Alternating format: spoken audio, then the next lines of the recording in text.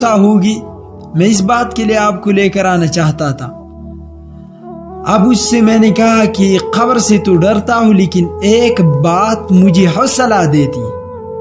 کہ چل، قبر تو بہت سخت مقام ہے اور ہم جیسے گناہگار کیا کریں گے وہاں، لیکن ایک بات تو ہے کہ رسول اللہ علیہ الصلوۃ والسلام کا چہرہ منور وہ دکھائیں گے۔ وہ جو بھی طریقہ ہوگا جو حدیث میں آیا ہے کہ رسول اللہ کا دیدار تو ہوگا نا، تو اب کوئی ایسا امتی بھی دنیا میں ہوگا جو اس کا عرض اور تمنا یہ نہیں ہوگا کہ میں رسول اللہ علیہ الصلوۃ والسلام کا پڑوسی ہوگا جنت میں۔ یہ تو سب سے بڑی اعزاز کی بات ہے۔ اگر ملحد لوگ ماریہ قبطیہ پر اعتراض اٹھاتے کہ وہ غلام تھی مثال کے طور پر،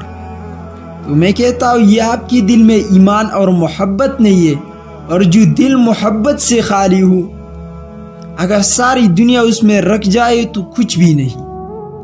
ہماری دلوں میں رسول اللہ کا محبت ہے۔ اب میں یہ چاہتا ہوں، میرا آرزو یہ ہے کہ میں رسول اللہ کے لیے راستہ صاف کرتا، میں غلامی کرتا، لیکن یہ ایک جملہ میں رسول اللہ کی زبان سے سنتا کہ عباد جنت میں میرا پڑوسی ہوگا، پڑوسی کی بات کرتا ہوں۔ اور ماریہ قبطیہ کے بارے میں تو ہمارے پیغمبر نے فرمایا کہ ماریہ قبطیہ میرے ساتھ جنت میں ہوگا۔ اب اعتراض کرو نا،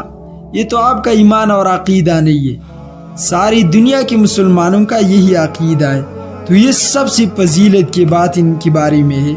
16 ہجری عمر فاروق رضی اللہ تعالیٰ عنہ کے دور خلافت میں وہ فوت ہو گیا، اور امیر المومنین عمر فاروق نے حضرت ماریہ قبطیہ کی جنازہ پڑھا، اور جنت البقیع میں اس جگہ میں ان کی دفن ہوئی جس جگہ میں امہات المومنین تھی ان کے ساتھ۔